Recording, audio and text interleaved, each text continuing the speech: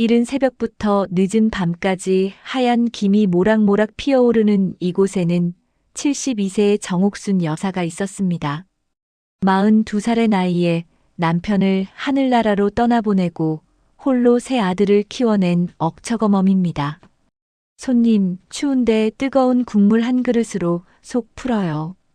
우리 곰탕은 뼈를 12시간 고안해서 진국 중에 진국이랍니다. 하루 종일 서 있어 부은 다리를 주물러도 웃음은 잃지 않았지요. 오늘도 손님들에게 정성스레 곰국을 떠주며 인사를 건넵니다. 조금은 낡았지만 깨끗하게 닦아놓은 식당 내부는 옥순 여사의 살처럼 소박하고 담백했습니다. 골목길 초입에 있는 낡은 2층 건물, 1층은 곰탕집이고 2층은 옥순 여사가 사는 작은 집입니다. 40년 전 남편과 함께 시작한 이 가게는 이제 옥순 여사의 전부나 다름없었습니다. 가진 것이라곤 이 낡은 점포와 작은 집뿐이었지만 옥순 여사에겐 그것으로 충분했습니다. 어머니, 이러다 몸 상해요. 이제 그만 쉬셔야지. 가끔 찾아오는 막내 아들 영호의 말에도 옥순 여사는 고개를 저을 뿐이었습니다. 일을 멈추면 남편과의 추억도 자식들을 키워낸 자부심도 사라질 것 같았기 때문이지요. 40년간의 세월이 깃든 이 작은 공간은 옥순 여사의 자존심이자 삶의 증거였습니다. 영호야, 엄마는 이렇게 일하는 게 행복해. 손님들이 맛있게 먹는 모습 보면 하루 종일 서 있어도 피곤한 줄 몰라. 남편이 세상을 떠난 후 옥순 여사는 더 강해져야만 했습니다. 첫째 도유는 대학에, 둘째 진수는 고등학교에, 막내 영호는 중학교에 다니고 있었으니까요. 남편이 남긴 건 이 작은 가게와 빚뿐이었습니다. 하지만 옥순 여사는 굴하지 않았습니다. 밤낮 없이 일했고 세 아들 모두 대학까지 보냈습니다. 국물이 시원하네요, 사장님.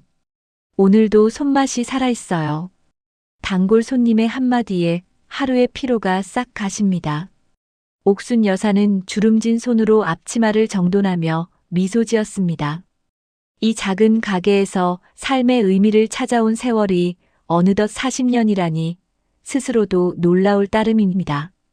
이제 세 아들은 각자의 삶을 살고 있습니다. 첫째 도유는 대기업 부장으로 승승장구하며 강남의 아파트까지 마련했습니다. 한 달에 한 번 정도 비싼 양복을 차려입고 가게에 들러 어머니 얼굴을 보고 갑니다. 둘째 진수는 치킨 프랜차이즈 가게를 운영하며 제법 안정된 삶을 살고 있고요.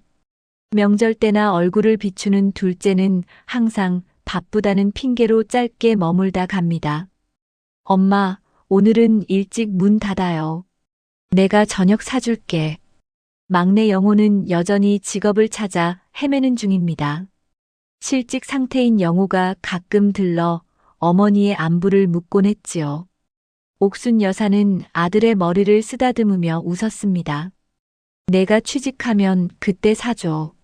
엄마는 지금도 잘 살고 있어. 장사가 잘 될 때는 하루에 곰탕 50그릇도 팔았지만 요즘은 하루에 20그릇 팔면 잘 된 편입니다. 시장 상권이 예전 같지 않아 손님도 줄었고 가끔은 장사를 접을까 고민도 했습니다. 하지만 오랜 단골들이 찾아와 주는 한 옥순 여사는 이 가게를 지킬 생각이었습니다. 사장님, 이 시장도 곧 재개발 들어간다면서요? 오늘도 단골 손님 중 하나가 물었습니다. 옥순 여사는 미소를 지으며 대답했습니다. 그런 소리 나온 지가 10년도 넘었어요. 다 뜬 소문이지. 하지만 속으로는 불안했습니다. 주변 상인들 사이에서도 이번엔 정말 재개발이 확정됐다는 소문이 돌고 있었거든요. 옥순 여사는 장사가 끝난 후 손님들이 남기고 간 신문을 펼쳐보는 것이 일과였습니다. 오늘도 여느 때와 같이 신문을 보고 있는데 충무로 시장의 재개발 소식이 눈에 들어왔습니다. 충무로 제2구역 재개발 최종 확정. 내년 상반기 착공 예정. 옥순 여사의 손이 떨려왔습니다. 가슴 한편이 아려왔습니다. 이 가게가 있는 곳이 바로 충무로 제2구역이었거든요. 벌써 몇 년째 나오는 이야기라 크게 신경 쓰지 않았는데 이번엔 분위기가 심상치 않았습니다. 에이, 또 시작이구먼. 우리 가게야 어디 가겠어. 40년 동안 이 자리를 지켰는데. 옥순 여사는 신문을 접고 오늘의 장사를 마무리했습니다. 국물을 내기 위해 뼈를 삶아두고 내일 아침 일찍 일어나 다시 가게 문을 열 준비를 했지요. 이것이 옥순 여사의 40년 동안 이어온 일상이었습니다. 작은 TV를 켜고 저녁 뉴스를 보는데 또 충무로 시장 재개발 이야기가 나왔습니다. 이번엔 조금 다른 느낌이었습니다. 시장 상인들 인터뷰도 나오고 재개발이 확정되었다는 내용이었거든요. 기자가 큰 건설회사 관계자와 인터뷰하는 장면이 나왔습니다. 충무로 제2구역은 서울시 중심부에 위치한 황금 입지로 복합 상업시설과 고급 주거 공간이 함께 들어설 예정입니다. 상인들에게는 적정 보상이 이루어질 것이며 옥순 여사는 불안한 마음에 옆집 만두가게 주인에게 전화를 걸었습니다. 영자 씨, 뉴스 봤어? 우리 시장 재개발 이야기 말이야. 옥순 씨 몰랐어? 우리 구역도 다 들어간대. 내일 시청에서 공문 온대. 보상금도 꽤 된다더라. 옥순 여사는 갑자기 가슴이 철렁 내려앉는 기분이었습니다. 40년을 지켜온 가게가 사라진다니 상상조차 할 수 없었습니다. 하지만 한편으론 보상금이란 단어가 귀에 맴돌았습니다. 평생 가난하게 살아온 옥순 여사에게 큰돈이란 그저 꿈 같은 이야기였으니까요. 돈 앞에서 사람이 변한다. 문득 돌아가신 남편의 말이 떠올랐습니다. 남편은 돈보다 사람을 중요시하던 분이었습니다. 그런 남편이 남긴 가게를 재개발로 잃게 된다니 마음 한구석이 무너져 내리는 듯 했습니다.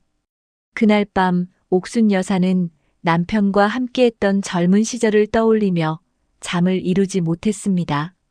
남편이 처음 이 가게를 시작했을 때 두 사람은 큰 꿈을 품었었지요. 하지만 남편은 그 꿈을 이루지 못한 채 세상을 떠났습니다. 옥순 여사 혼자서 세 아들을 키우며 가게를 지켜왔는데 이제 그마저도 사라진다니. 여보, 내가 잘하고 있는 걸까? 우리가 그토록 지키려 했던 이 가게를 놓아야 한다니. 어둠 속에서 옥순 여사의 한숨만 깊어갔습니다. 내일이면 어떤 소식이 올지, 그리고 그 소식이 자신의 삶을 어떻게 바꿔놓을지 알 수 없었습니다. 하지만 한 가지 확실한 건 40년 동안의 일상이 곧 끝나간다는 사실이었습니다. 충무로 시장의 작은 곰탕집, 옥순 여사의 전부와도 같은 그곳의 시간이 이제 얼마 남지 않았습니다. 다음 날 아침 옥순 여사는 여느 때와 같이 새벽 4시에 일어났습니다. 수십 년간 이어온 일과처럼 가게 준비를 시작했습니다. 하지만 오늘은 마음이 무거웠습니다. 어제 들은 재개발 소식이 머릿속을 떠나지 않았기 때문입니다. 국물을 끓이던 중 우편함에서 편지를 꺼내러 나갔는데 두꺼운 봉투가 한 통 들어 있었습니다. 서울시청 마크가 선명한 공문서였습니다. 떨리는 손으로 봉투를 열어 내용을 읽어내려갔습니다. 읽으면 읽을수록 옥순 여사의 눈이 커졌고 마지막 페이지에서는 숨이 멎는 듯 했습니다. 충무로 제2구역 재개발에 따른 토지보상 예상액 300억 원. 옥순 여사는 공문을 떨어뜨렸습니다. 숫자가 너무 커서 한 번에 이해할 수 없었습니다. 다시 주워들고 숫자를 확인했습니다. 분명 300억 원이라고 적혀 있었습니다. 이게 무슨 말도 안 되는. 옥순 여사는 의자에 털썩 주저앉았습니다. 평생 수십억은커녕 억 단위의 돈도 만져본 적 없는 옥순 여사에게 300억이란 숫자는 그저 비현실적인 숫자에 불과했습니다. 하지만 동시에 가슴이 두근거렸습니다. 문서를 다시 읽어보니 옥순 여사가 40년 전 남편과 함께 구입한 건물은 시장의 입구에 위치해 있어 재개발 시 상업 가치가 높게 평가되었고 건물과 땅의 소유권이 온전히 옥순 여사에게 있었기에 보상 금액이 크게 책정되었다고 했습니다. 여보, 당신이 남겨준 유산이 이렇게 큰 거였네요. 돌아가신 남편을 떠올리며 눈물이 흘렀습니다. 남편은 가게를 살 때 이곳은 나중에 큰 가치가 될 거야 라고 했지만 그 말을 진지하게 받아들이지 않았었습니다. 30년 만에 남편의 예상이 맞았던 것입니다. 옥순 여사의 머릿속은 복잡했습니다. 한편으론 40년간 지켜온 곰탕집과 추억이 사라진다는 아쉬움, 다른 한편으론 300억이라는 거액 앞에 선 당혹감이 뒤섞였습니다. 이 많은 돈을 어떻게 해야 하나? 옥순 여사의 머릿속에 새 아들의 얼굴이 떠올랐습니다. 첫째 도윤은 대기업 부장이지만 최근 사업 확장을 위해 자금이 필요하다고 했었습니다. 둘째 진수는 치킨집 프랜차이즈를 더 늘리고 싶어 했고요. 막내 영호는 직장도 없이 아내와 함께 월세 단칸방에서 살고 있었습니다. 아이들에게 나눠줘야 하나? 그럼 얼마나 줘야 하지? 고민하던 옥순 여사의 머릿속에 문득 돌아가신 남편의 말이 떠올랐습니다. 돈 앞에서 사람이 변한다. 남편은 생전에 자주 그 말을 했었습니다. 어려운 시절에도 바르게 살았던 남편이었기에 옥순 여사는 그 말을 깊이 새겨들었습니다. 그리고 문득 떠오른 생각. 내 아들들은 과연 이 돈 앞에서 어떻게 변할까? 옥순 여사는 고민 끝에 결심했습니다. 이 300억이라는 거액을 어떻게 사용할지, 누구에게 물려줄지 결정하기 전에 새 아들의 진심을 확인해 보기로 한 것입니다. 그래, 아이들의 진심을 먼저 봐야겠구나. 옥순 여사는 공문을 꼼꼼히 접어 깊숙이 서랍에 넣었습니다. 그리고 낡은 옷장을 열어 오랫동안 입지 않았던 낡은 옷들을 꺼냈습니다. 손때 묻은 카디건, 구멍난 바지, 색이 바랜 블라우스. 옥순 여사는 평소보다 더 초라하게 보이도록 일부러 낡은 옷을 꺼내 입었습니다. 거울을 보니 마치 가진 것 하나 없는 가난한 노인처럼 보였습니다. 그런 모습으로 새 아들을 한 명씩 찾아가기로 했습니다. 장사는 잠시 접어두기로 했습니다. 어차피 몇 달 후면 재개발로 인해 가게가 사라질 텐데 지금은 더 중요한 일이 생겼으니까요. 다음 날 아침 옥순 여사는 첫째 아들 도윤이 사는 강남의 아파트로 향했습니다. 웅장한 고층 아파트 단지에 도착하자 경비원이 의심스러운 눈빛으로 초라한 차림의 옥순 여사를 바라보았지만 주소를 확인하고 들여보내주었습니다. 25층. 우리 도윤이 참 높은 곳에서 사는구나. 도윤의 집 앞에 도착해 초인종을 누르자 안에서 부산한 소리가 들렸습니다. 문이 열리고 도윤의 아내 미영이 나왔습니다. 미영은 옥순 여사를 보자 순간적으로 당황한 기색이 역력했습니다. 어머니, 이게 무슨... 미리 연락 주셨으면 좋았을 텐데. 미안하구나. 갑자기 오고 싶어서. 우리 도윤이는? 안에서 바쁘게 서류를 정리하던 도윤이 나왔습니다. 도윤도 어머니의 모습을 보고 당황했습니다. 평소에 단정한 모습이 아닌 초라한 차림의 어머니를 본 것은 처음이었습니다. 어머니, 무슨 일 있으세요? 왜 이렇게? 연락도 없이. 옥순 여사는 애써 담담한 척했습니다. 아들, 엄마가 좀 급한 일이 생겼어. 그래서 말인데. 옥순 여사는 미리 준비한 대로 말을 이어갔습니다. 엄마가 병원에 갔다가 큰 병이 발견됐어. 수술을 해야 하는데 비용이 5천만 원 정도 든다고 하네. 가게는 지금 장사가 안 돼서 내가 좀 도와주면 안 될까? 도윤의 표정이 굳어졌습니다. 그는 잠시 침묵하더니 아내를 힐끔 쳐다보았습니다. 미영의 얼굴에도 당혹감이 역력했습니다. 어머니, 갑자기 그런 말씀을. 어떤 병이신데요? 의사가 뭐라 하던지. 암이라나? 어려운 말이라 잘 기억이 안 나네. 도윤은 잠시 고민하는 듯 하더니 지갑을 꺼냈습니다. 그리고는 5만 원짜리 한 장을 꺼내 어머니에게 내밀었습니다. 어머니, 지금은 회사 프로젝트 때문에 정말 바빠요. 이건 택시비라도 쓰세요. 나중에 다시 이야기해요. 지금은 정말 급한 미팅이 있어서. 옥순 여사는 아들이 내민 5만 원을 바라보았습니다. 5천만 원이 필요하다는 말에 5만 원을 주는 아들. 눈물이 차올랐지만 꾹 참았습니다. 그래, 알았다. 바쁜데 미안하구나. 떨리는 손으로 지폐를 받아들었습니다. 도윤은 서둘러 어머니를 현관 밖으로 안내했습니다. 어머니, 조심히 가세요.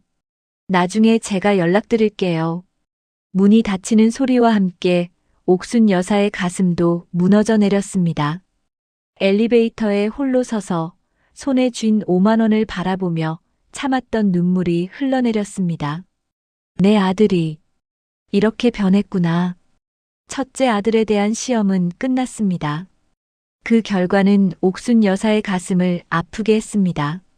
하지만 아직 두 아들이 남아 있었습니다. 옥순 여사는 눈물을 닦고 둘째 아들 진수의 치킨집으로 향했습니다.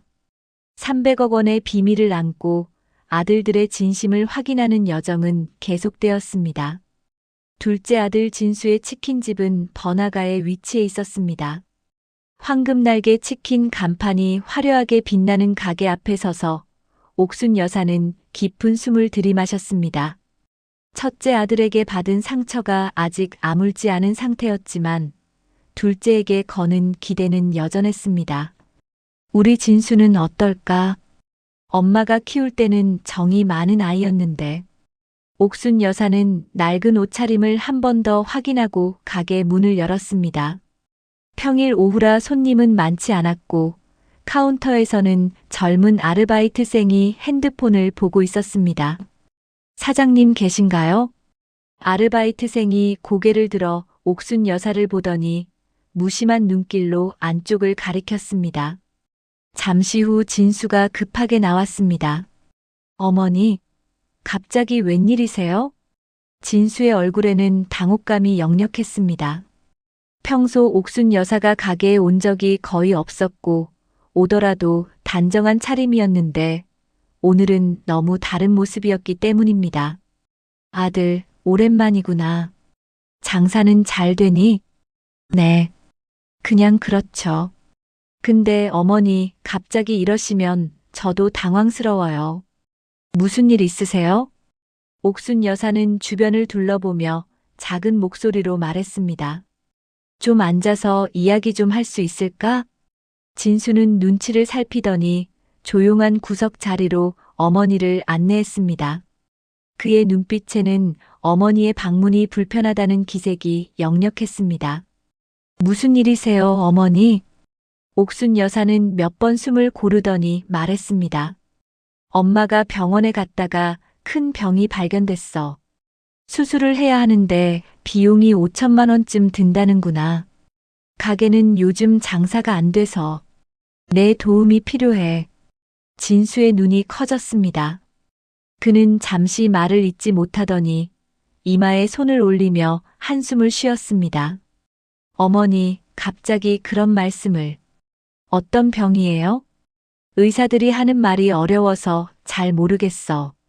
암이라고 했던 것 같은데. 진수는 고개를 저었습니다. 그의 표정이 점점 굳어갔습니다. 어머니, 솔직히 저도 지금 장사가 너무 어려워요. 프랜차이즈 본사에 내는 돈도 많고 월세도 오르고 정말 하루하루 겨우 버티는 중이에요. 옥순 여사는 아들의 눈을 똑바로 바라보았습니다. 진수는 주머니에 손을 넣더니 지갑을 꺼냈습니다. 지갑 안에는 몇 장의 지폐가 있었습니다. 그는 머뭇거리더니 10만 원을 꺼내 테이블 위에 올려놓았습니다. 죄송해요, 어머니. 지금은 이게 최선이에요. 형한테 가보세요. 형은 회사 다니니까 여유가 있을 거예요. 전 진짜 하루 벌어 하루 살아요. 옥순 여사는 테이블 위의 지폐를 바라보았습니다. 마음 한구석이 무너져 내리는 기분이었지만 표정을 감추려 노력했습니다. 알았다. 엄마가 미안하구나. 진수의 눈빛엔 미안함과 함께 피곤함, 그리고 어머니의 방문에 대한 부담감이 섞여 있었습니다. 그는 자리에서 일어서며 말했습니다. 어머니, 전 이제 들어가 볼게요. 주방에 일이 있어서요. 옥순 여사는 테이블에 덩그러니 남겨진 10만 원을 바라보았습니다. 눈물이 차올랐지만 여기서 울 수는 없었습니다. 천천히 돈을 집어 가방에 넣고 일어섰습니다. 가게를 나서는 옥순 여사의 어깨가 처져 있었습니다. 두 아들 모두에게 실망한 마음이 컸습니다. 평생 고생하며 키운 아들들이 어머니의 병원비 5천만 원을 듣고 보인 반응은 5만 원과 10만 원 뿐이었습니다. 여보, 우리 아들들이 이렇게 변했네요. 돌아가신 남편에게 말하듯 중얼거렸습니다. 길가에 앉아 잠시 눈물을 훔치던 옥순 여사는 마지막 희망을 품고 막내 아들 영호를 찾아가기로 했습니다. 영호의 집은 서울 외곽의 작은 빌라 반지하였습니다. 첫째, 둘째와 달리 막내는 경제적으로 어려움을 겪고 있었습니다. 대학을 졸업했지만 안정된 직장을 구하지 못한 채 아내 정희와 함께 작은 공간에서 살고 있었습니다. 옥순 여사는 영호의 집 앞에 서서 망설였습니다. 이미 두 아들에게 실망한 상태에서 마지막 아들마저 같은 모습을 보인다면 견디기 힘들 것 같았습니다. 영호야, 내가 엄마 마지막 희망이구나. 깊은 숨을 들이마시고 초인종을 눌렀습니다. 문 안쪽에서 발소리가 들리더니 영호가 문을 열었습니다. 영호는 어머니를 보자 놀란 듯 했지만 이내 얼굴에 미소가 번졌습니다. 어머니, 오셨어요? 갑자기 웬일이세요? 영호의 눈에서는 어머니를 반가워하는 기색이 역력했습니다. 하지만 옥순 여사가 자세히 보니 영호의 얼굴은 약간 상기되어 있었고 술 냄새가 옅게 풍겼습니다. 아들, 엄마가 좀 보러 왔어. 어서 들어오세요. 영호는 어머니를 안으로 안내했습니다. 작은 집이었지만 나름 정돈되어 있었습니다. 옥순 여사가 앉자 영호는 냉장고에서 물을 꺼내 내밀었습니다. 어머니, 많이 피곤해 보이세요. 무슨 일 있으셨어요? 옥순 여사는 잠시 망설이다가 두 형에게 했던 것과 같은 이야기를 시작했습니다. 영호야, 엄마가 큰 병이 걸렸어. 의사가 수술을 해야 한대. 비용이 5천만 원쯤 든다는구나. 영호의 얼굴이 굳어졌습니다. 그는 잠시 아무 말도 하지 않았습니다. 그의 눈에 걱정의 빛이 역력했습니다. 정말요? 어떤 병이에요? 암이라고 하던데. 자세히는 모르겠다. 영호는 손으로 얼굴을 감쌌습니다. 그는 고개를 들고 어머니를 바라보았습니다. 그의 눈에는 눈물이 고여 있었습니다. 어머니, 제가. 그는 말을 잇지 못하고 방을 나갔습니다. 옥순 여사는 실망감에 한숨을 내쉬었습니다. 역시 막내도 마찬가지구나. 하지만 잠시 후 영호는 낡은 통장을 들고 돌아왔습니다. 어머니, 저희가 가진 건 이것밖에 없어요. 300만 원이 전부예요. 영호는 통장을 어머니에게 내밀었습니다. 옥순 여사는 놀라 통장을 바라보았습니다. 통장 잔고는 정확히 312만 7,850원이었습니다. 이건 너희 생활비인데 괜찮아요. 어머니 건강이 먼저예요. 저는 젊으니까 또 벌면 돼요. 옥순 여사의 눈에 눈물이 맺혔습니다.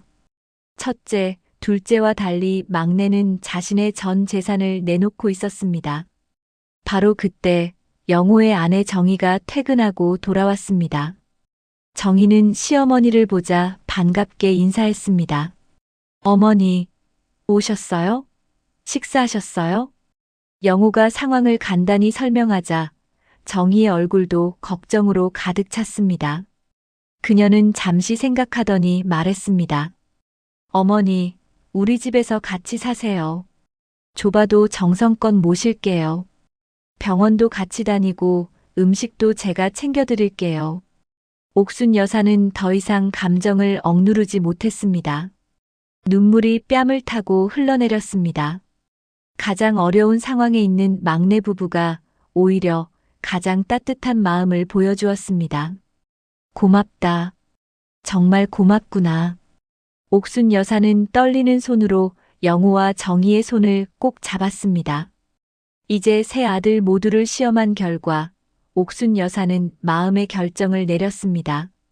300억의 보상금을 누구에게 물려줄지 이제 답이 명확해졌습니다. 여보, 우리 막내가 제일 당신을 닮았나 봐요. 마음속으로 남편에게 말했습니다. 옥순 여사의 얼굴에 안도의 미소가 번졌습니다. 고마워, 영호야. 정희야. 옥순 여사는 눈물을 닦으며 일어섰습니다. 자신의 모든 재산을 내놓으려는 막내 부부의 모습에 가슴이 뭉클했지만 아직 그들에게 진실을 말할 때는 아니었습니다. 시험은 끝났지만 모든 이야기가 마무리된 것은 아니었으니까요. 어머니, 오늘은 여기서 주무세요. 제가 방 정리할게요. 정희가 서둘러 방을 치우려 했지만 옥순 여사는 고개를 저었습니다. 오늘은 가봐야 할 것 같구나. 가게 일도 있고. 걱정 말고 엄마 괜찮아. 영호와 정희는 걱정스러운 눈빛으로 옥순 여사를 배웅했습니다. 영호는 마지막 순간 어머니의 손을 꼭 잡았습니다. 어머니, 저희가 없는 형편이라 더 도와드리지 못해 죄송해요.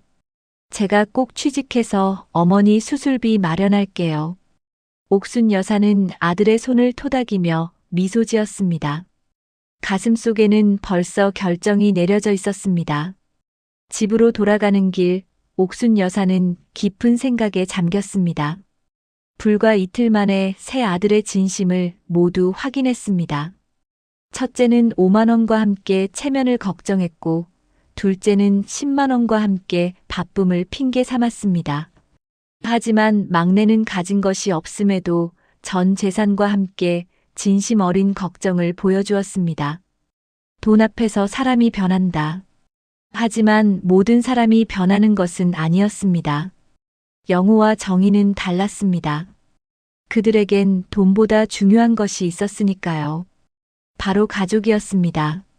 다음 날 아침 옥순 여사는 공문서가 든 서류 가방을 들고 변호사 사무실을 찾았습니다. 재개발 보상금 300억에 관한 법적 절차와 상속에 대해 상담하기 위해서였습니다. 박옥순 여사님 맞으시죠? 들어오세요. 김 변호사는 옥순 여사를 친절하게 맞이했습니다. 옥순 여사는 재개발 공문과 자신의 계획을 설명했습니다. 변호사님, 제가 재산을 막내 아들에게 물려주고 싶은데 법적으로 어떻게 해야 할까요? 김 변호사는 공문을 자세히 살펴본 후 고개를 끄덕였습니다. 300억이라. 대단한 금액이네요. 법적으로는 공증을 통해 유언장을 작성하시거나 신탁을 설정하는 방법이 있습니다. 다른 자녀들에 대한 고려는 어떻게 하실 건가요? 옥순 여사는 단호하게 대답했습니다. 첫째, 둘째에게는 주지 않을 겁니다. 어려운 시기에 엄마를 외면한 아이들에게 큰 재산을 맡길 수 없어요. 변호사는 잠시 생각하더니 말했습니다. 일단 유언 공증을 진행하고 재개발 보상금 수령을 위한 절차도 준비해 드리겠습니다. 하지만 다른 자녀들이 이의를 제기할 가능성도 있으니 단단히 준비해야 합니다. 옥순 여사는 고개를 끄덕였습니다. 그녀의 눈에는 단호함이 깃들어 있었습니다. 모든 준비를 해주세요. 제 재산은 저를 진심으로 생각한 아들에게 가야 합니다. 변호사와의 상담을 마친 후 옥순 여사는 곰탕집으로 돌아왔습니다. 문을 열자 익숙한 냄새가 코를 찔렀습니다. 40년 동안 이곳에서 보낸 시간들이 주마등처럼 스쳐 지나갔습니다. 여보, 내가 잘하고 있는 걸까요? 옥순 여사는 가게 한편에 걸린 남편 사진을 바라보며 중얼거렸습니다. 사진 속 남편은 여전히 따뜻한 미소를 짓고 있었습니다. 한 달 후 모든 법적 절차가 마무리되었습니다. 옥순 여사는 재개발 보상금 300억에 대한 유언 공증을 마쳤고 재개발 계약도 체결했습니다. 이제 모든 준비가 끝났습니다. 남은 것은 새 아들에게 진실을 알리는 일뿐이었습니다. 옥순 여사는 새 아들과 며느리들을 모두 곰탕집으로 초대했습니다. 첫째 도윤과 아내 미영, 둘째 진수와 아내 수진, 그리고 막내 영호와 정희까지. 오랜만에 가족 모두가 한자리에 모였습니다. 어머니, 갑자기 왜 모이자고 하셨어요? 건강은 괜찮으신 거죠? 도윤이 걱정스러운 듯 물었습니다. 한 달 전 어머니가 찾아왔던 일을 떠올렸는지 약간 불안한 기색이 역력했습니다. 오늘 중요한 이야기가 있어서 모였어. 옥순 여사는 탁자 위에 서류 가방을 올려놓았습니다. 새 아들의 시선이 일제히 가방으로 향했습니다. 엄마가 한 달 전에 각자에게 찾아갔었지? 큰 병에 걸려서 수술비 5천만 원이 필요하다고. 도윤과 진수의 얼굴이 창백해졌습니다. 영호는 어머니를 걱정스럽게 바라보았습니다. 사실 그건 거짓말이었어. 옥순 여사의 말에 모두가 놀란 표정을 지었습니다. 도윤이 화를 내려는 듯했지만 옥순 여사는 손을 들어 말을 이어갔습니다. 엄마가 너희를 시험해 본 거였어. 왜냐하면 옥순 여사는 천천히 서류 가방에서 재개발 공문을 꺼냈습니다. 그리고 테이블 위에 펼쳐 보였습니다. 이 곰탕집과 건물이 재개발 구역에 포함됐어. 보상금이 300억이래. 순간 방 안이 쥐 죽은 듯 조용해졌습니다. 새 아들의 눈이 커졌고 특히 도윤과 진수의 입이 벌어졌습니다. 영호는 믿을 수 없다는 듯 공문을 바라보았습니다. 어머니, 정말인가요? 300억이요? 도윤이 떨리는 목소리로 물었습니다. 그의 눈에는 이미 탐욕의 빛이 번뜩였습니다. 진수도 마찬가지였습니다. 두 사람은 공문을 자세히 살펴보며 숫자를 확인했습니다. 맞아. 너희 아버지가 남겨준 이 가게와 건물이 큰 재산이 됐어. 옥순 여사는 담담하게 말했습니다. 하지만 그녀의 눈빛에는 강인함이 깃들어 있었습니다. 시험은 끝났고 이제 결과를 발표할 시간이었습니다. 300억. 도윤이 중얼거렸습니다. 그의 눈빛이 달라졌습니다. 이전에 어머니가 5천만 원을 부탁했을 때와는 전혀 다른 눈빛이었습니다. 옥순 여사는 새 아들의 표정을 차례로 살폈습니다. 도윤과 진수의 얼굴에는 이미 계산기가 돌아가는 듯한 모습이 역력했습니다. 반면 영호는 여전히 놀란 표정으로 공문을 바라보고 있었습니다. 어머니, 그런 중요한 일을 왜 미리 말씀 안 하셨어요? 도윤이 갑자기 목소리를 부드럽게 바꾸며 물었습니다. 제가 도움 드렸을 텐데.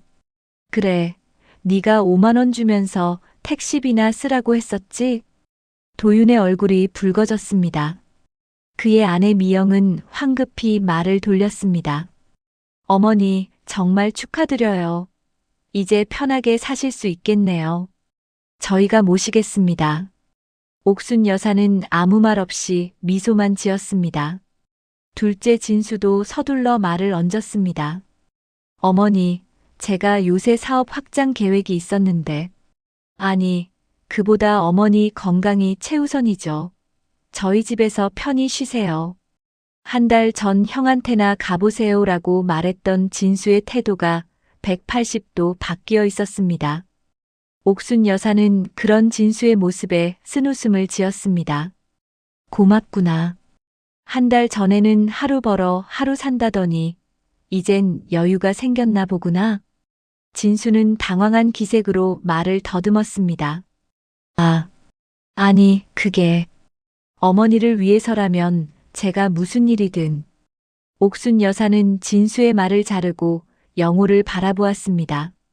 영호는 여전히 혼란스러운 표정이었습니다. 영호야, 넌 어떻게 생각하니? 어머니, 정말 다행이에요. 병은 없으신 거죠? 그게 제일 중요해요. 옥순 여사는 따뜻하게 미소 지었습니다. 영호의 첫 반응이 돈이 아닌 자신의 건강을 걱정하는 것이었습니다. 역시 막내는 달랐습니다. 갑자기 도윤이 자리에서 일어났습니다. 어머니, 그럼 이제 어떻게 하실 건가요? 300억이면 정말 큰 돈인데.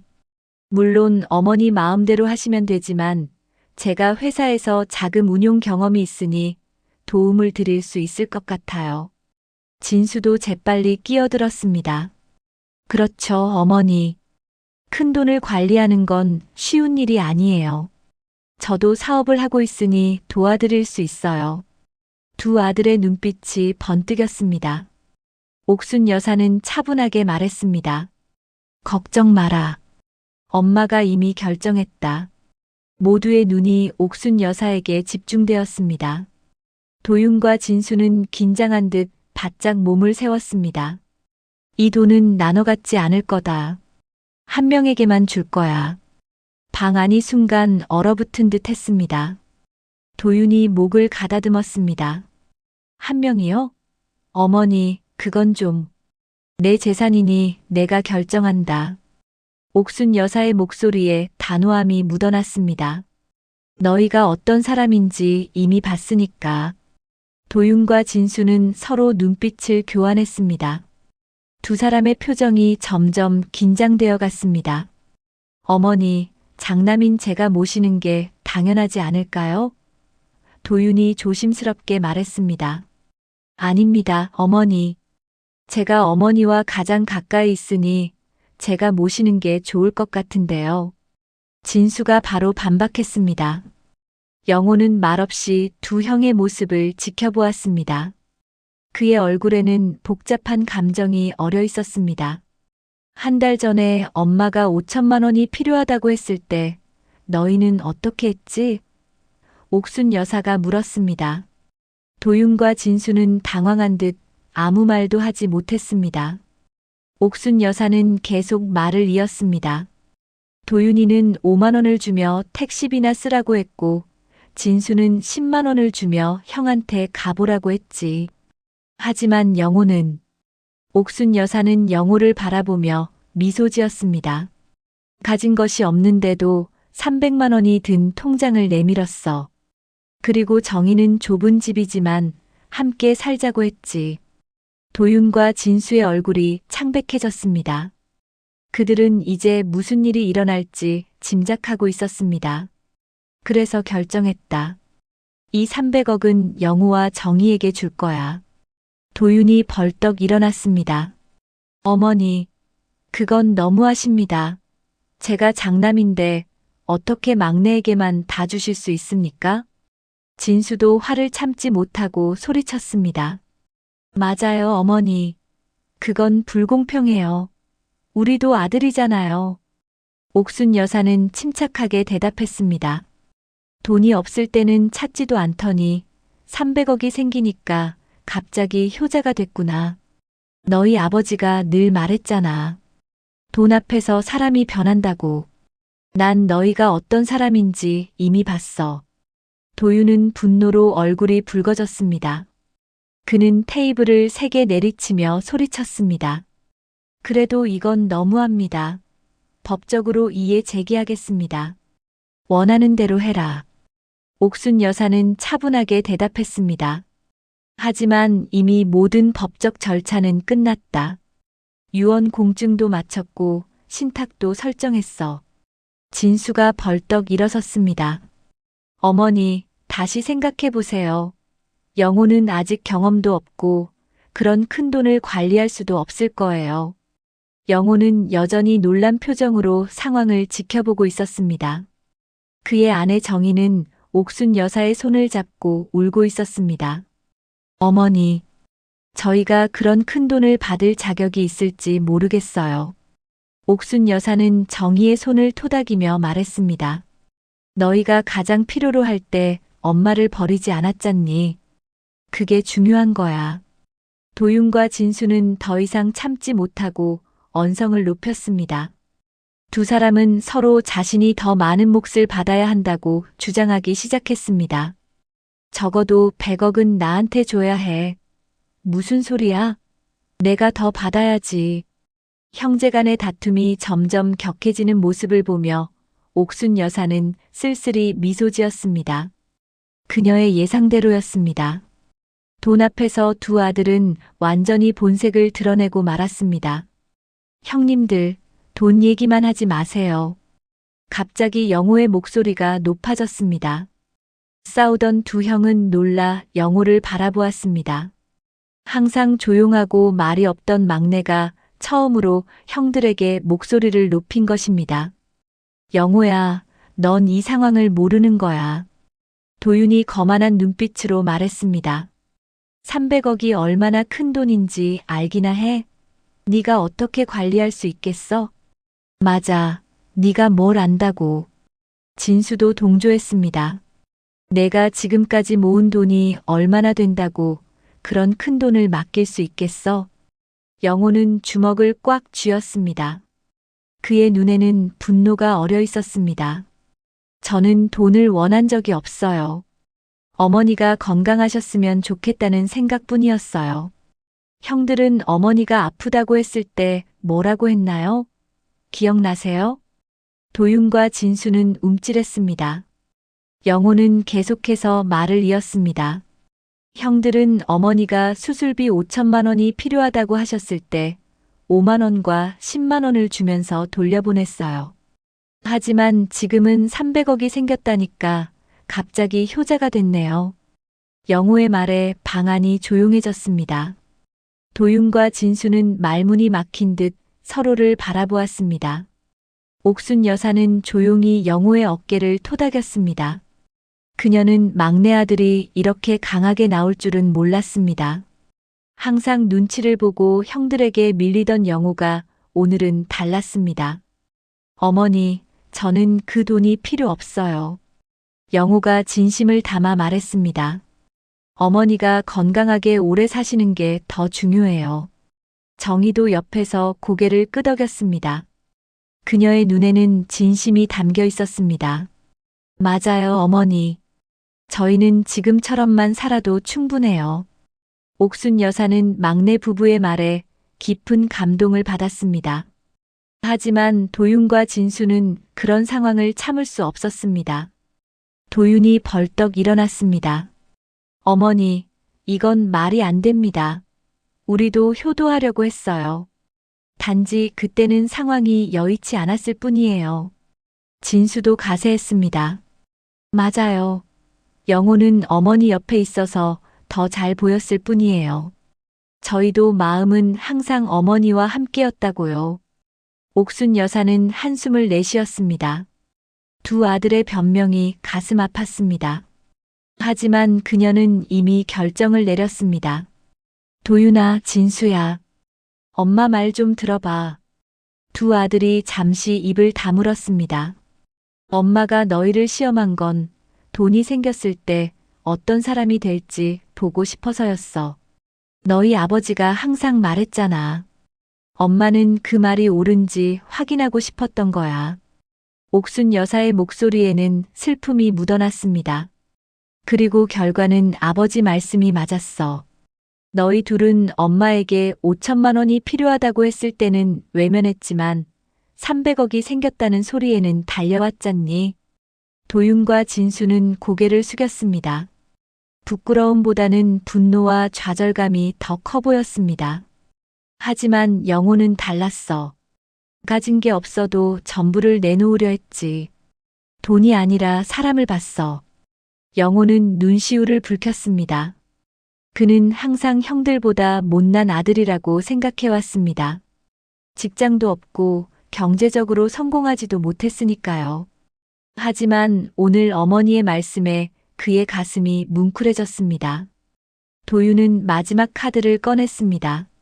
어머니, 법적으로 따지면 저희에게도 유류분 청구권이 있어요. 소송하면 결국 나눠 가질 수밖에 없을 거예요. 옥순 여사는 미소를 지었습니다. 그럴 줄 알고 준비했다. 이미 변호사와 모든 것을 상의했어. 너희가 원한다면 소송해도 좋아. 하지만 결과는 뻔할 거야. 진수가 발을 동동 굴렀습니다. 어머니, 제발요. 적어도 일부만이라도 주세요. 사업 확장할 계획이 있었는데. 내 결정은 변함없어. 300억 전부 영호에게 줄 거야. 도윤은 화가 나서 자리를 박차고 일어났습니다. 어머니, 이러시면 앞으로 저희와 관계가 완전히 틀어질 수도 있어요. 옥순 여사는 담담하게 대답했습니다. 그래도 괜찮아. 진짜 가족은 돈이 없어도 함께하는 사람이란다. 도윤은 더 이상 참지 못하고 문을 향해 걸어갔습니다. 그의 아내 미영도 황급히 따라 일어났습니다. 당신 어디 가요? 좀 더 이야기해 보자고요. 하지만 도윤은 이미 마음을 정한 듯 했습니다. 미영아, 갈 거면 같이 가고 남을 거면 여기 남아. 난 이대로 못 있겠어. 미영은 잠시 망설이다가 옥순 여사에게 죄송하다는 눈빛을 보내고 도윤을 따라 나갔습니다. 진수도 더 이상 있을 이유가 없다고 판단했는지 자리에서 일어났습니다. 어머니, 정말 이러실 건가요? 마지막으로 한 번만 더 생각해 보세요. 옥순 여사는 고개를 저었습니다. 내 결정은 변함없다. 진수는 한숨을 내쉬며 아내 수진과 함께 자리를 떠났습니다. 가게에는 옥순 여사와 영호 부부만 남았습니다. 어머니, 영호가 떨리는 목소리로 말했습니다. 저희가 감당할 수 있을지 모르겠어요. 그런 큰 돈을.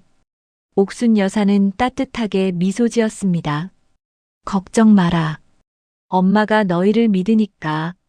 너희는 돈이 생겨도 변하지 않을 거야. 정희가 옥순 여사의 손을 꼭 잡았습니다. 어머니, 저희가 어머니 실망시키지 않을게요. 약속할게요. 옥순 여사는 고개를 끄덕였습니다. 그녀의 눈에는 확신이 담겨 있었습니다. 비록 두 아들은 잃었지만 진정한 가족의 의미를 아는 막내 부부를 얻은 것이었습니다. 오늘 있었던 일은 모두의 인생을 바꿔놓을 것입니다. 하지만 옥순 여사는 후회하지 않았습니다. 일주일이 흘렀습니다. 옥순 여사의 곰탕집은 여전히 문을 열었지만 더 이상 이전과 같지 않았습니다. 어머니, 제가 도와드릴게요. 영호가 앞치마를 두르며 들어왔습니다. 요즘 그는 어머니 가게로 와서 일을 돕고 있었습니다. 어머니, 형들한테서 연락 왔어요? 영호가 조심스럽게 물었습니다. 옥순 여사는 고개를 저었습니다. 아니, 아무 소식도 없구나. 사실 옥순 여사는 기대하고 있었습니다. 아들들이 화가 풀리면 다시 연락이 올 거라고, 300억이 아니더라도 가족으로서 다시 만날 수 있을 거라고.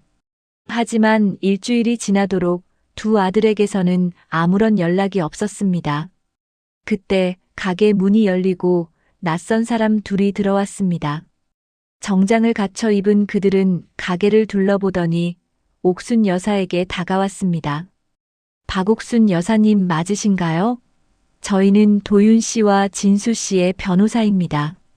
옥순 여사의 얼굴이 굳어졌습니다.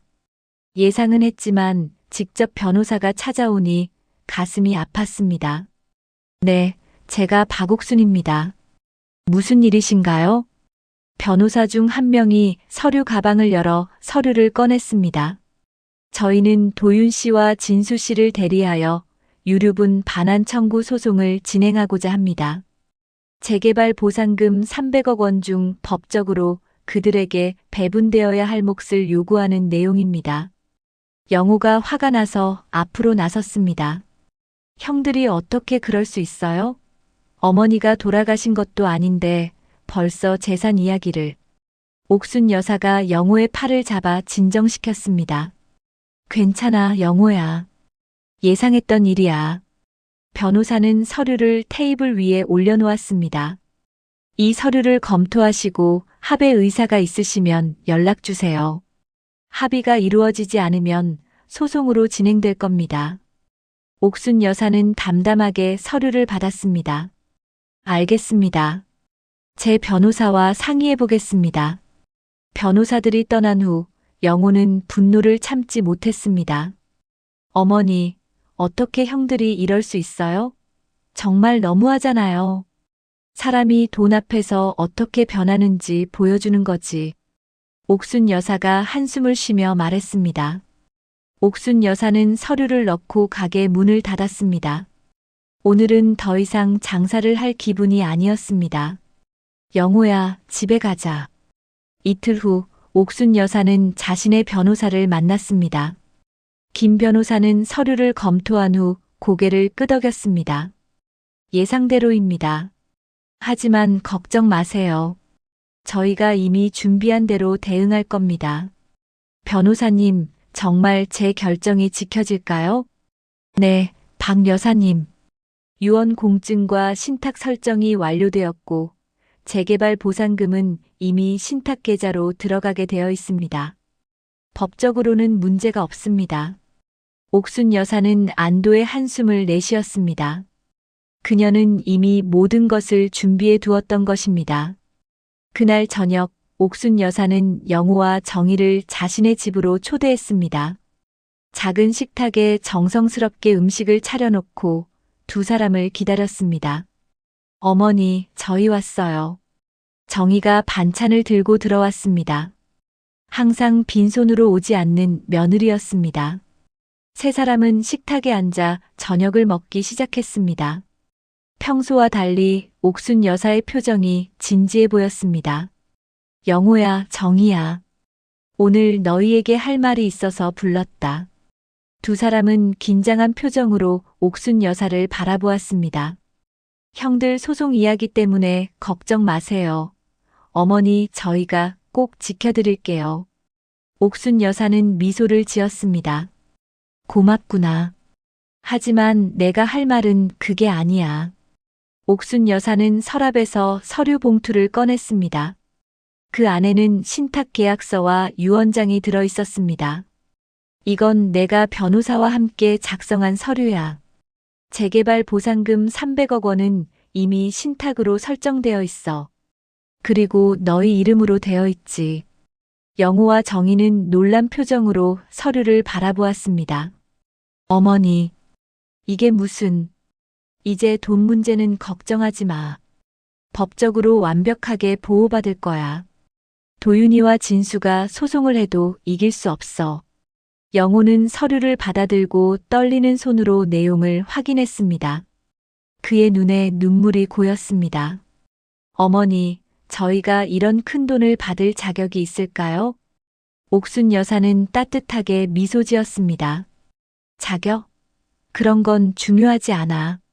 엄마가 너희를 선택한 건 너희가 돈보다 사람을 먼저 생각했기 때문이야. 그리고 옥순 여사는 잠시 말을 멈추고 깊은 숨을 들이마셨습니다.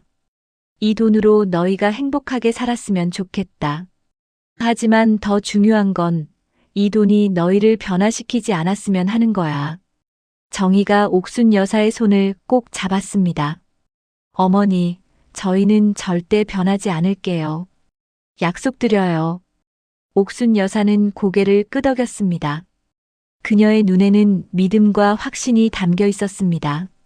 비록 두 아들은 돈 앞에서 변했지만 막내 부부는 다를 것이라 믿었습니다. 그리고 한 가지만 더 부탁할게. 옥순 여사가 말했습니다. 도윤이와 진수가 언젠가 마음을 바꾸고 돌아오면 용서해 주렴. 가족은 언제나 가족이니까. 영호의 눈에서 눈물이 흘러내렸습니다. 그는 고개를 끄덕이며 어머니를 꼭 안았습니다. 네, 어머니. 약속드립니다. 6개월 후 충무로 시장 일대는 완전히 달라져 있었습니다. 40년간 그 자리를 지켜온 옥순이네 곰탕은 이제 없었고 대신 커다란 공사 현장이 들어서 있었습니다. 재개발이 시작된 것입니다. 옥순 여사는 영우와 정희가 사는 아파트 근처로 이사했습니다. 막내 부부는 재개발 보상금의 일부로 넓고 쾌적한 아파트를 구입했고, 옥순 여사를 위해 바로 옆동에 작은 아파트를 마련했습니다. 그녀는 매일 막내 부부의 집에서 식사를 하고 함께 시간을 보내며 평온한 나날을 보내고 있었습니다. 어머니, 오늘은 날씨가 좋네요. 산책 가실래요? 정희가 따뜻한 차를 내오며 물었습니다. 요즘 그녀는 임신 5개월 차로 배가 슬슬 불러오고 있었습니다. 그래, 좋지. 우리 손주 건강을 위해서라도 운동해야지. 옥순 여사는 웃으며 대답했습니다. 첫 손주를 기다리는 기쁨에 그녀의 얼굴은 환했습니다. 영호는 어머니의 재정적 지원으로 작은 사업체를 시작했습니다. 그는 한식당 체인을 계획 중이었고 첫 번째 매장으로 옥순이네라는 이름의 곰탕집을 열었습니다. 어머니의 레시피를 그대로 살려 충무로에서 사랑받던 그 맛을 이어가고 있었습니다. 어머니, 오늘 가게에서 단골 손님 몇 분이 찾아오셨어요. 충무로에서 어머니 곰탕을 드시던 분들이래요. 정말 맛있다고 하셨어요. 영호가 들어오며 기쁜 소식을 전했습니다. 옥순 여사는 흐뭇한 미소를 지었습니다. 그래, 다행이구나. 엄마 레시피가 내 손에서 잘 이어지고 있나 보네.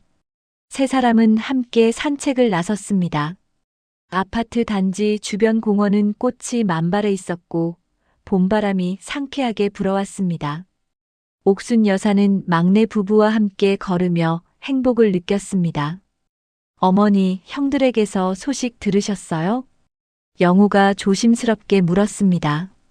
도윤과 진수의 소송은 여전히 진행 중이었지만 김 변호사의 말대로 그들이 이길 가능성은 매우 낮았습니다. 신탁 설정과 유언 공증이 완벽하게 이루어져 있었기 때문입니다. 아니, 아직. 하지만 언젠가는 마음을 풀고 찾아올 거야. 옥순 여사는 여전히 두 아들을 기다리고 있었습니다. 아들들이 돈 때문에 변했지만 그래도 그들은 여전히 그녀의 자식이었습니다. 그때 옥순 여사의 전화기가 울렸습니다. 낯선 번호였습니다. 여보세요? 어머니. 옥순 여사는 목소리를 듣자마자 알아차렸습니다. 둘째 아들 진수의 목소리였습니다.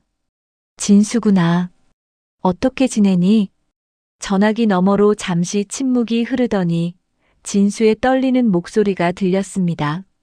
어머니, 죄송합니다. 제가 너무 욕심을 부렸어요. 옥순 여사의 눈에 눈물이 고였습니다. 6달 만에 처음으로 아들의 목소리를 들은 것입니다. 괜찮아, 아들. 엄마는 언제나 너를 기다리고 있단다. 어머니, 제 사업이 망했어요. 치킨집 확장하려다가 빚만 잔뜩 지게 됐어요. 아내도 떠났고. 진수의 목소리에는 절망감이 묻어 있었습니다. 옥순 여사는 가슴이 아팠지만 한편으로는 아들이 다시 연락해 온 것이 기뻤습니다. 진수야, 엄마 집으로 와. 같이 이야기하자. 영우와 정희는 옆에서 상황을 지켜보며 걱정스러운 눈빛을 교환했습니다. 하지만 옥순 여사는 확신에 찬 눈빛으로 두 사람을 안심시켰습니다. 다음 날 진수가 옥순 여사의 아파트를 찾아왔습니다. 예전의 당당한 모습은 온데간데 없고 초라한 모습으로 현관에 서 있었습니다. 어머니. 진수는 어머니를 보자마자 무릎을 꿇고 울음을 터뜨렸습니다. 제가 잘못했어요. 어머니를 실망시켜드려서 정말 죄송합니다. 옥순 여사는 아들을 일으켜 세우고 꼭 안아주었습니다. 괜찮아. 일어나렴. 엄마는 내가 돌아올 줄 알고 있었어. 진수는 어머니의 품에 안겨 오열했습니다. 그는 지난 6개월간 소송과 사업 확장에 모든 것을 걸었지만 결국 실패했습니다. 아내마저 떠난 후 그는 자신의 잘못을 깨닫게 되었습니다. 영호는 어디 있어요? 곧 올 거야. 가게 일 마치고. 진수는 불안한 표정으로 고개를 끄덕였습니다. 동생을 대면하는 것이 부끄럽고 두려웠습니다. 저녁 무렵 영호가 퇴근하고 돌아왔습니다. 그는 형을 보자 잠시 멈춰서더니 천천히 다가왔습니다. 형. 진수는 고개를 들지 못했습니다. 그때 영호가 앞으로 걸어와 형을 꽉 안았습니다. 형, 많이 힘들었죠? 이제 다 괜찮을 거예요. 진수의 눈에서 다시 눈물이 흘러내렸습니다. 그는 영호의 품에 안겨 흐느꼈습니다. 미안하다. 정말 미안해. 옥순 여사는 두 아들을 바라보며 미소 지었습니다. 다음 날 놀라운 소식이 들려왔습니다. 도윤이 소송을 취하하겠다는 연락이 왔던 것입니다. 김 변호사의 전화였습니다. 박 여사님, 도윤 씨가 소송을 포기한다고 합니다. 그리고 사과의 말씀을 전하고 싶다고 하네요. 옥순 여사의 얼굴에 안도의 미소가 번졌습니다. 마지막 아들까지 마음을 돌린 것입니다. 그리고 일주일 후 도윤이 가족과 함께 옥순 여사의 집을 찾아왔습니다. 그는 여전히 자존심이 강해 보였지만 눈빛에는 후회와 미안함이 가득했습니다. 어머니, 죄송합니다. 제가 너무 이기적이었습니다. 옥순 여사는 아무 말 없이 도윤을 안아주었습니다. 이로써 가족은 다시 하나가 되었습니다. 비록 돈 때문에 한때 갈라졌지만 결국 진정한 가족의 의미를 깨달은 것입니다. 그날 저녁 온 가족이 영호의 옥순이네 가게에 모였습니다. 정희는 맛있는 음식을 차려왔고 진수와 도윤은 각자의 아내와 아이들을 데려왔습니다. 오랜만에 모인 가족 식사는 따뜻하고 화기애애했습니다. 식사가 끝나갈 무렵 옥순 여사가 자리에서 일어났습니다. 모두의 시선이 그녀에게 향했습니다. 오늘 이렇게 다시 모이게 되어 정말 기쁘구나. 가족은 어떤 어려움이 있어도 결국 하나가 되는 법이야.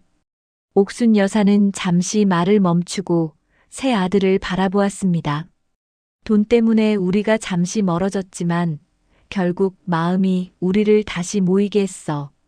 돈은 얼굴을 바꾸는 거울이지 마음을 바꾸진 못한단다. 새 아들은 고개를 숙였습니다. 그들은 이제 어머니의 말씀이 무엇을 의미하는지 진정으로 이해했습니다. 앞으로는 돈이 아닌 서로에 대한 사랑과 존중으로 함께 살아가자꾸나. 그게 진정한 부자의 삶이란다. 모두가 고개를 끄덕이며 옥순 여사의 말에 동의했습니다. 가족의 의미를 다시 한번 깨닫는 순간이었습니다. 옥순 여사는 행복한 미소를 지으며 자리에 앉았습니다. 그녀 옆에는 곧 태어날 첫 손주를 품은 정희가 있었고 새 아들과 그들의 가족이 둘러앉아 있었습니다. 비록 300억이라는 거액의 돈이 그들 사이에 파도를 일으켰지만 결국 진정한 사랑과 가족의 의미가 그 파도를 잠재웠습니다. 여보, 우리 가족이 다시 하나가 됐어요. 옥순 여사는 마음속으로 돌아가신 남편에게 말했습니다. 그리고 행복한 미소를 지으며 가족들과 함께하는 저녁 시간을 즐겼습니다. 이것이 옥순이네 가족의 이야기입니다. 돈 앞에서 변하는 사람도 있지만 결국 진정한 가족의 의미를 아는 사람들은 다시 하나가 될 수 있다는 이야기. 그리고 무엇보다 진정한 부자는 돈이 많은 사람이 아니라 마음이 풍요로운 사람이라는 교훈을 담은 이야기입니다. 여러분의 하루가 따뜻한 위로로 가득하길 바랍니다. 더 재미있고 감동적인 사연을 만나고 싶으시다면 구독과 좋아요 부탁드립니다.